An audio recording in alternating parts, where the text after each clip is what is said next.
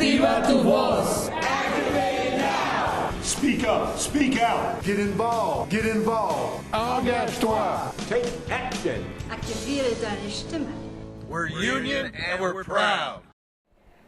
Welcome to Activate Live. I'm Tanya Hutchins, coming to you from the Philadelphia Convention Center. Actually, it's called the Pennsylvania Convention Center, and we are here for Netroots Nation 2019, which officially starts tomorrow, but registration starts today, and some people are already here. So we're going to give you a preview, but first, we're going to take a look at some news, some labor news that started today. A hearing Lewis Act, legislation that would protect American retirees. Machinists were out in full force demanding that Congress protect pensions by passing the act. A rally took place before the considered legislation. Now, we'll keep you up to date on how the bill progresses, so stay tuned to all of our social media channels so you can learn all about the Butch-Lewis Act. And we have plenty of photos from today's rally as well, so stay tuned to goiam.org and all of our social media channels. Well, we want to tell you a little bit about Netroots Nation, which is taking place here in Philadelphia, downtown Philadelphia. We're going to tell you how it began, a little bit of the history, and just how important the labor movement is here and how so many people care about the labor movement here. So we're going to bring in our first guest, who is Elana Levin. So come on in, Elana, and tell us a little bit. Welcome, first of all. Hi, hello. So tell us a little bit about how Netroots Nation got started. Sure. So it was the year 2006. Daily Kos, which is still a super active progressive political blog, had this idea that we should have a conference for the members of the community to come together, get to meet each other in person, and to be able to have panels and discussions. And it suddenly was a thing that people who didn't even have a particular activity in the site wanted to be a part of, because we could tell that it was going to be a big hub for activists. So I went, and a number of folks in the labor movement went, and the conference was a huge success. And I remember one of the things that we talked about at one of the panels, we sort of had an ad hoc labor caucus, and some folks from the labor movement said, there isn't really enough of a labor presence at this conference. There wasn't really dedicated labor programming so much. And the folks running the conference said, that's a great idea, let's make that happen. And then the next year, which was in Chicago, we suddenly had a ton of labor folks involved in coming. And I think that's one of the important things about Netroots Nation is that when there's things that we realize are a gap in what we're doing, we do something about it right away and bring it in and make those changes. And the labor community, bringing that into Netroots was one of the first things that happened with the conference. And you have even instituted some changes this year with inclusion, and I saw that action right away. I mean, there was an immediate response this year saying, we're making changes. Yeah, thank you. I mean, it's a very small team. I actually just recently joined staff myself, and mostly I worked in the labor movement, but one of the things that... Where did you work? Oh, I worked for the Writers Guild East as communications director. I was just working on the bank worker organizing campaign, organizing bank tellers. I was working for the Writers Guild East. I worked for HERE, Unite Here at the IU, worked for CSEA, Workers United. So I've been around the labor movement for most of my professional career. So, yeah. Tell us a little bit about what took place today. Today was the pre-cons. You know, because so many people from around the country all come to Netroots Nation, lots of groups want to take advantage of that opportunity to have their own dedicated programming. So a local organization in Philadelphia hosted a pre-conference get-together for folks in the disability community and people seeking to be better allies to folks in the disability community to have a conversation around policy and activism and really integrating disability rights into their work overall. There was another pre-conference today that Emily's listed for women in politics. There was a pre-conference today called Netroots Connect for LGBTQ activists. A lot of young folks participate in that because there's such an opportunity to meet people from all over the country here. You know, people want to make the most of their time. So people are arriving. Some will still arrive tomorrow. What can they look forward to this week? So I'm director of trainings, so I hope people are really looking forward to trainings. One of the opportunities that Netroots has is we have trainers in digital strategy, communications, technology, data, coming in from all over the country, sometimes even beyond. And we'll all be in one place. We're all going to be ready to teach workshops from beginners to advanced. Really, we run the gamut. So no matter who you are, if you're looking to improve your skills as an organizer, digital is truly an important part of what we do in the field, regardless these days, right? You're integrating database when you're doing door knocking, you're integrating social media when you're talking to members and getting videos of them and clips and posting them online. What you guys are doing is certainly digital. I love that you guys have this streaming show live. It's fabulous.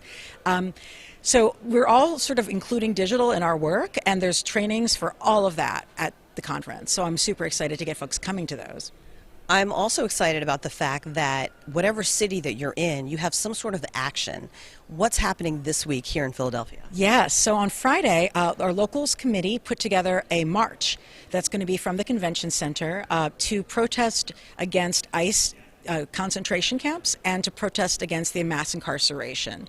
There's a lot of different community groups, like Vamos Juntos is going to be involved, and the Adapt Philly. It's this big coalition of community organizations, and we're new to the neighborhood, right? And they're the ones who are telling us where we're needed, where we should go, and we're looking forward to bringing all these national progressive activists together to come support their march. And this is a tradition that we've done most years at Netroots Nation. We have a few stops along the way. The information is all on our Facebook page, so go to Netroots Nation's Facebook page. It's also on our website. But we'll be kicking off from here at 11:30 in the morning on Friday, going on a march, and then we'll be back in time for the rest of the programming. But Lights for Liberty, which has sort of been this like viral organized immigrant justice rally around the country, this is the local Lights for Liberty event that's going to be in Philadelphia, is in conjunction with this. And before I forget, I saw lots of union workers walking around the convention center. You have representation from Laborers International here, Leuna. Yeah. How important was it for you to make sure that you were using unionized labor? Oh, this has always been a central tenet for Netroots. Like even before we were called Netroots Nation, back when we were called Yearly Coast after the Daily Coast blog, our conference was in Las Vegas because Las Vegas was like and is like the union town for conferences, right?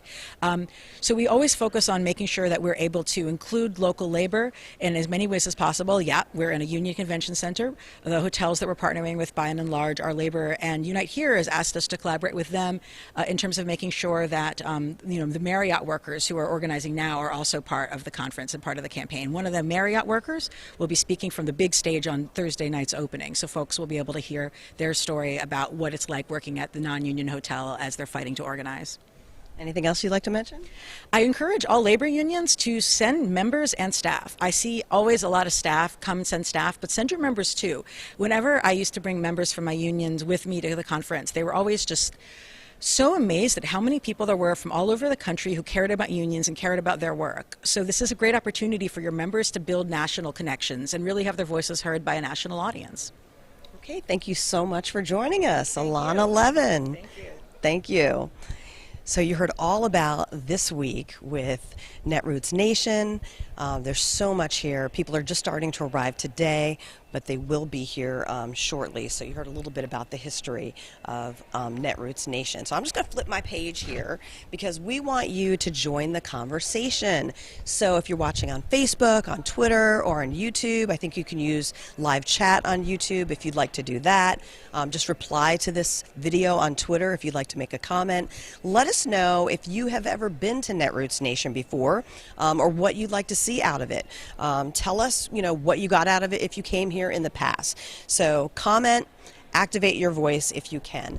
Now, we like to give you an organizing tip every week. So our organizing tip this week is to look to your local community.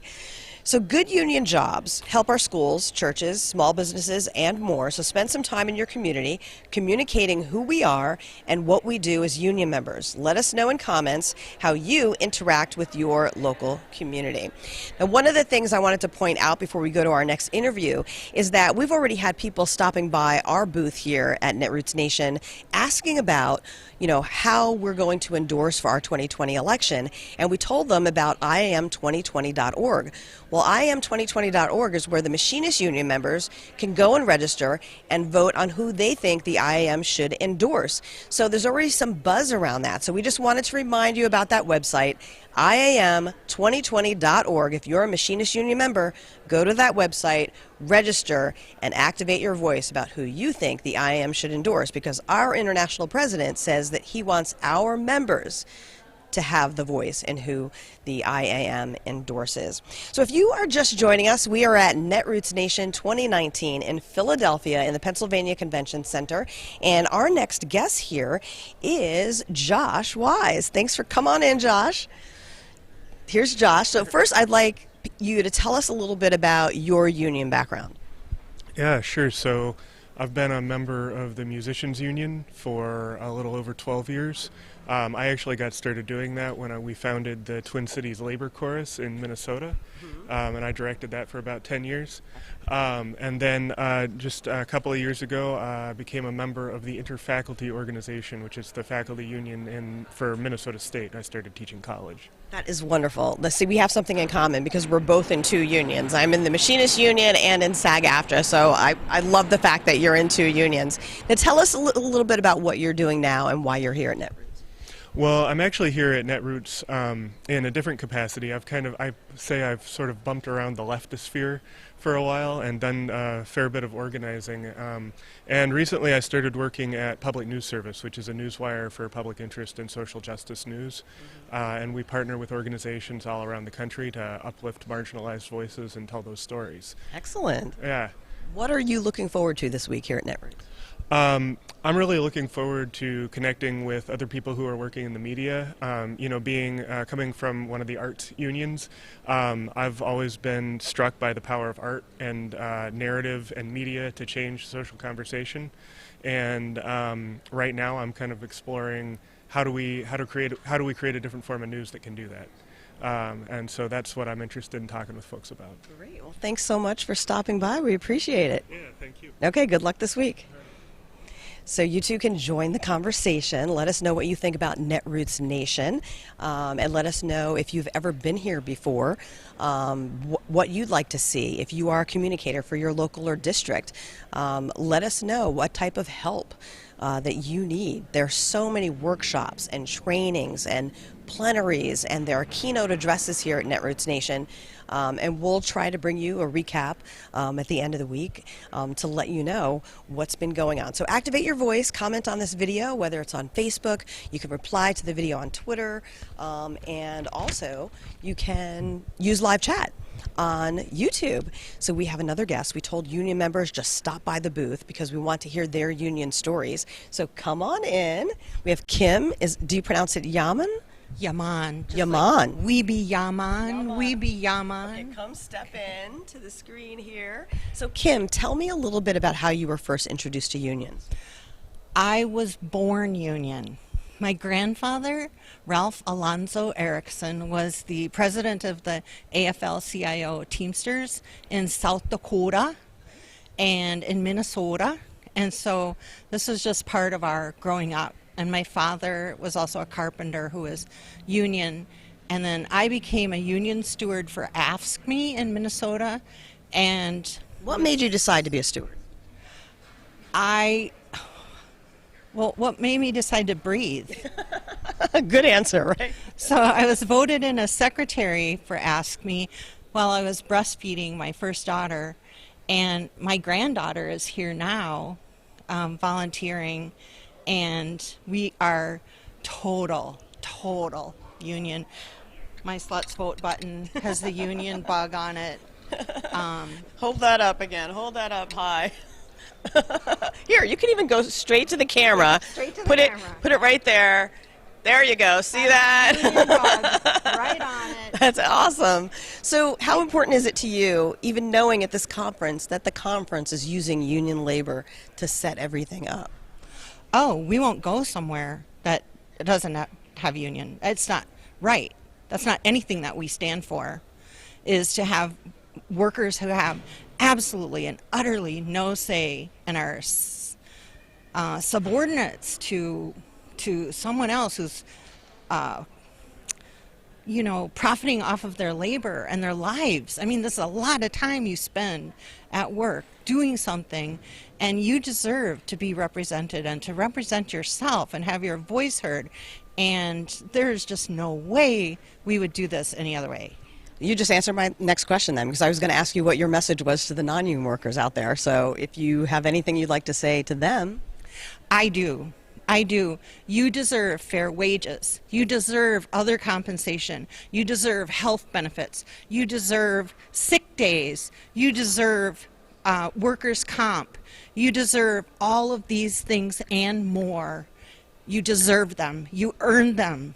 The people who came before you earned them. My grandfather earned them for you, and we can't let them go. Don't let my family and the generations of union workers and stewards and presidents and don't let us down by not speaking up your voice and getting what you deserve. Thank you so much. Kim Yaman, on her name tag, it actually says co-conspirator. So, excellent. Thank you so much, Kim. Yaman also means ferocious in Turkish. Oh, that's excellent. Remember that. Yaman means ferocious in Turkish. Thank you, Kim. I'll see you later in the week. So there's so many people here with union stories stopping by to tell us their union stories. We have CWA here, we have AFT here, firefighters are here. There are so many different union members. Are you in a union? You are. Do you want to come tell your union story? I'm just grabbing people who are walking by. They're stopping by. Yeah. So, no. Come right around right now. So we're just grabbing people who are union members, and all I'm going to ask you to do, just step right in here and tell us who you are. Hold on. He's got to do one thing. This is live television. Oh, his union hat. Okay, hold on. There you go. So step right in. Okay. Come closer. There you go. So tell us who you are, what union you're with, and just what's your union story. Okay. Hi. My name's David Kong. Did I look in there?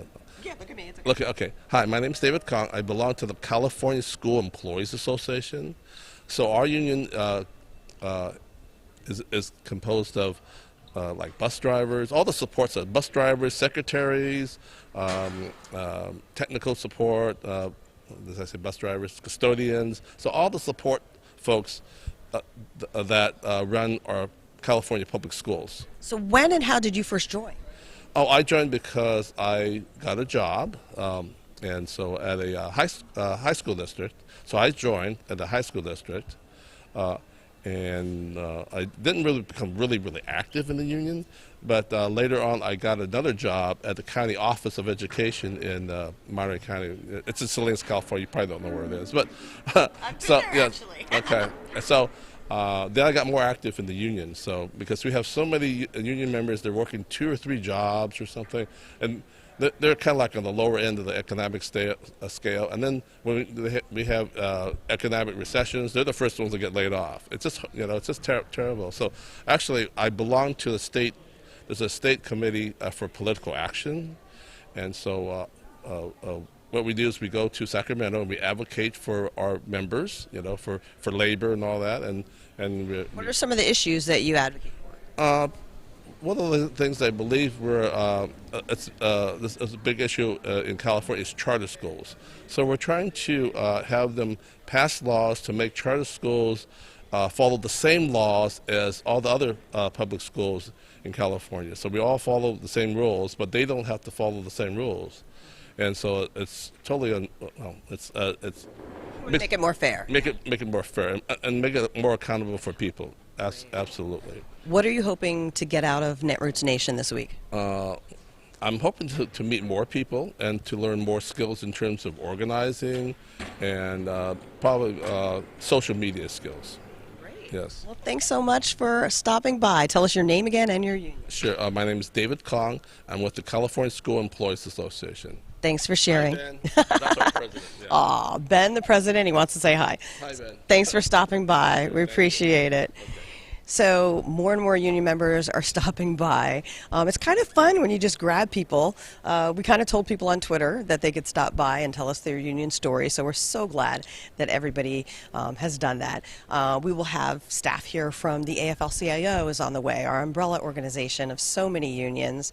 And we look forward to all of the workshops that Netroots Nation plans this week, whether it's a training or a workshop or even plenary discussions. They have lots of politicians will be stopping by as well, and we'll be listening for what they say about how they want to protect workers' rights, like organizing and collective bargaining. So right now, before we go, we're going to take a look back at this week in labor history, and it's a pretty big one for the Machinists Union. On July 8th, 1966, 35,000 members of the Machinists Union began a 43-day strike that shut down 5 major U.S. airlines. That was about 3/5 of domestic air traffic. The airlines were thriving, and wages were a key issue in that fight. So I'm looking around here at Netroots Nation. We're actually in Radio Row just for today, and I don't see any more union members. So we just want you to keep checking our social media pages for updates from Netroots Nation. We may go live again. Just keep an eye on this social media channel that you're working on, because activists are hard at work trying to improve the lives of workers just like you. So support your siblings. If you liked what you saw and heard today, please share this video to your district or local page, and thank you to everyone who already does.